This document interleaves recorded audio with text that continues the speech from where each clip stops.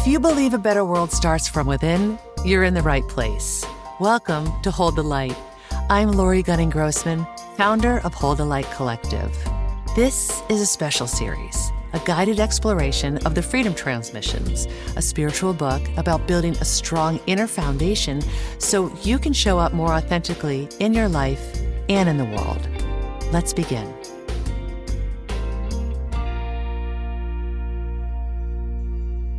The Three Veils and Seven Imbalances of the Mind, Part 2, pages 60 through 66. In this episode, we are discussing the three veils from the chapter, The Three Veils and Seven Imbalances of the Mind in the Freedom Transmissions. In the last episode, we reviewed all seven imbalances, so be sure to listen to that first if you haven't yet. The next part of this chapter is important to understand because it gives us deeper knowledge about the root or origin of the seven imbalances of the mind. And with deeper insight about how the imbalances developed, we gain deeper insight on how to restore them to balance. This is the Three Veils.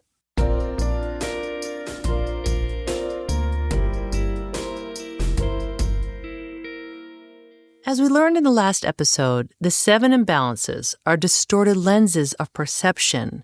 They are the false beliefs we have of ourselves. They are the lies we tell ourselves about who and what we are. It's when self-love has turned to self-hatred, and how our own power of thought is used against us. It's the perception that we are separate from the divine.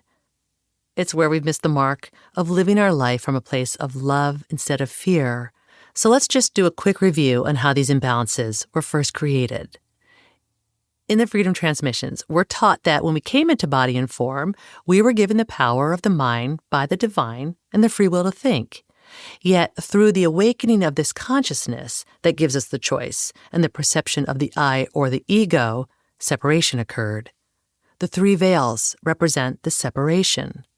The three veils are what created the distorted lenses of perception, otherwise known as the seven imbalances of the mind. As it says in the book, the thicker the veils, the deeper of the seven imbalances. For those in deep unconsciousness, the veils can be thick. And for those who are blending and integrating their light and shadow into balance, the veils can be nearly transparent. So we will learn about the three veils, what each one represents, and what we can do to begin to lift them.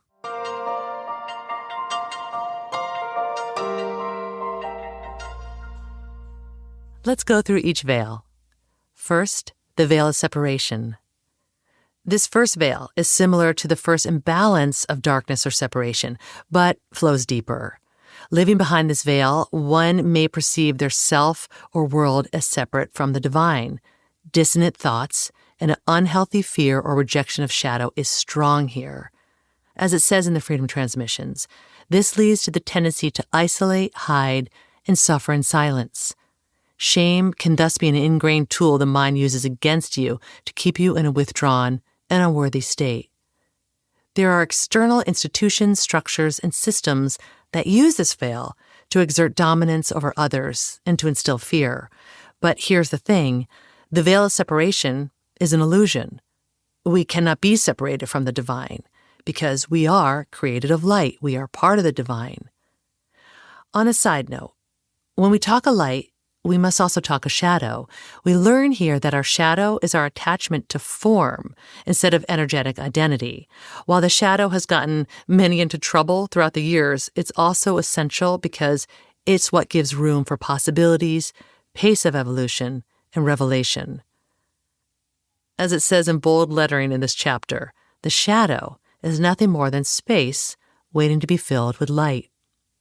However, this veil is not shadow, it's division and separation. It's not recognizing the I as one with the we. We may say that we want to stand in the light of God, but the question is, do you allow yourself to feel one? The teaching of the Freedom Transmissions tells us that this veil is the original source wound that came as a byproduct of coming into body as a conscious being with an individual identity. It is what creates our experience of grief, mourning, longing, and even mortality. We learn that our brain wants to keep us safe through seeking externally and focusing on whatever transient problem we are experiencing at the moment, and that is not even close to the reality of what we are. What happens when this veil is thick? There's less creativity, motivation, and inspiration, and far more fear, anxiety, doubt, and despair that can feel inescapable and incapacitating. This veil causes feelings of unworthiness, fear of rejection, and thoughts that you're a failure. So, how do we start to lift this veil? By starting to trust in the unseen, trust in the unknown. I know it's easier said than done, right? But we can do this. Release the attachment to a limited identity based on the seen and known. Connect to oneness and consciousness, and allow yourself to be deeply seen in a new way through the divine eye. So, for example, for me, this means to meditate every day and to basically have a chat with the divine. Sometimes before I actually meditate, I sit with a warm cup of water and I just start up a conversation with Yeshua. I like to ask that question that so many of us have heard before, which is, today, where would you have me go? What would you have me do? And what would you have me say? And to whom? Thy will be done. And then I listen.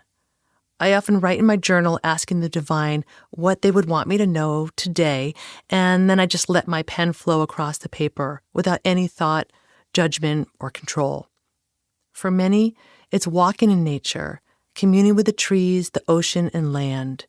Find what works for you in however you connect with the divine. What happens when we lift this veil? We begin to know and feel ourselves as one with a capital O. We know ourselves not as someone, but some of the one. Second, the veil of polarity. This second veil is also an illusion. Those behind this veil perceive things as black and white, good or bad, right or wrong. It's important to know that there are healthy polarities that are necessary and help maintain balance in our universe. An example the book gives is that of a positive and negative charge. Both are of equal value. One can't exist without the other. They balance one another.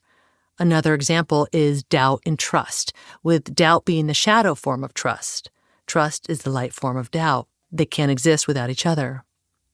What happens when this veil is thick? Someone who isn't conscious of this veil tends to be charged, aggressive, and polarized. Emotional outbursts or swings between joy and depression are common. There is impulsivity, defensiveness, dissonance, and judgment. Some may seek dangerous situations or will instigate them. The imbalances of wrathful wisdom and or desire of the flesh are often magnified when this veil is thick. In this fear state, paranoia is strong, and there tends to be a lot of blame, shame, and hurt. So, how do we lift this veil? Through embracing the duality that you are both an individual and of the divine. It's through coming to balance, peace, and appreciation for the experience of one energy in two different forms. It's coming back to wholeness and working on rebalancing the 7 imbalances of the mind. It's through synchronizing with the natural rhythm of the ecosystem. It's through witnessing before reacting and judging. And as we do this, our purpose and services are expressed more fluidly and organically. What happens when we lift this veil? It enables a person to be able to witness both shadow and light and not be polarized by them. It's witnessing both ends of the spectrum, free of judgment. The teachings say there is joy to be found when experiencing the full spectrum of every shade and color in between.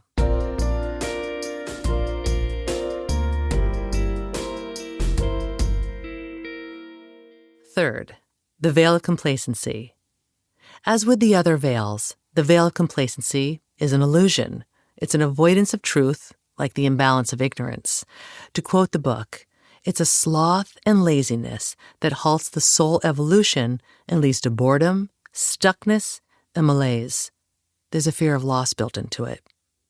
It's sticking with your circumstances even though your heart is wanting a new life, more creativity and change.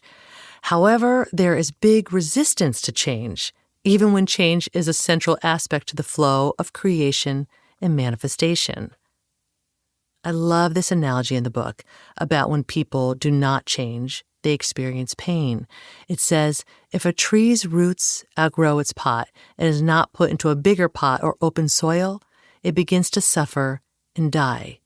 You are the ever-evolving tree of life. Many behind this veil are waiting for the suffering before making a change. So what happens when this veil is thick?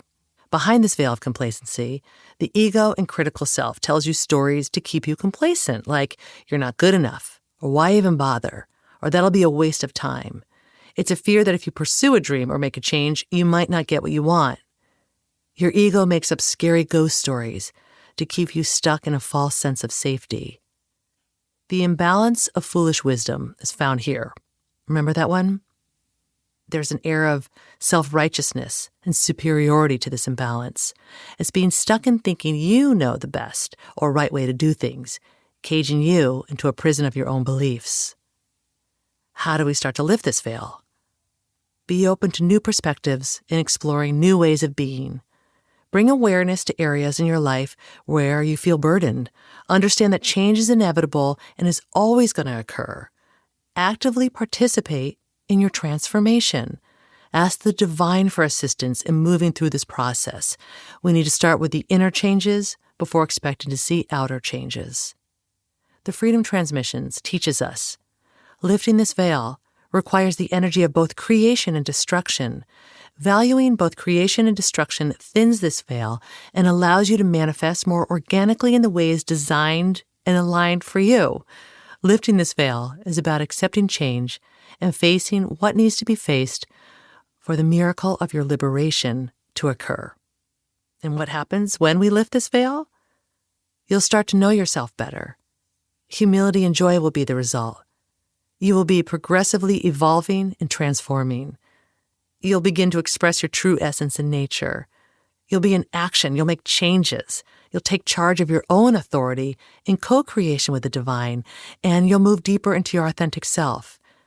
As we can see, rebalancing these imbalances and lifting the veils are necessary for a life devoted to growth, expansion, and transformation. Before I give you your focus until the next episode, I will leave you with this quote found on page 65. All three of the veils are about fear. They are illusions of fear and limited consciousness, which is why it requires faith to lift them. It also requires honoring an original path rarely taken in the world, instead of the one the outer world tells you will make you happy.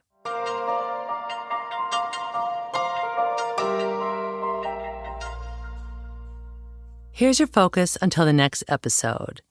Do the writing homework found on page 66 in the book or at the very end of the chapter of the 3 Veils and 7 Imbalances of the Mind in the audiobook.